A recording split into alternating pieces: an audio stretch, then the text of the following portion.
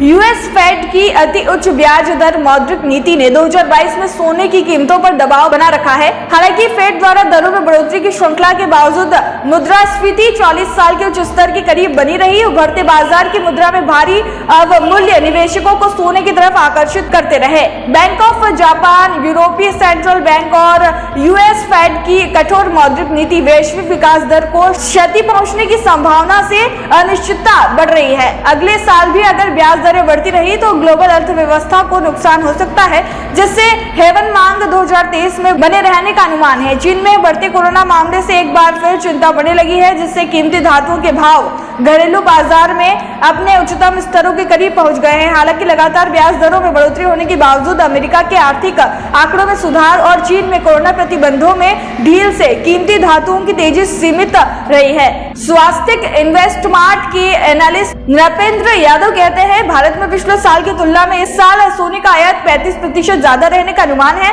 पिछले एक साल में डॉलर ने 11% बढ़त दर्ज की है और 83 रुपए के उच्चतम स्तरों पर पहुंच गया है। बढ़ती ब्याज दरों के कारण भारत जैसी उभरती अर्थव्यवस्था से फंड आउटफ्लो बढ़ा है, जिससे चालू खाते में बढ़ोतरी हुई है और कीमती धातुओं के भाव को सपोर्ट रहा है।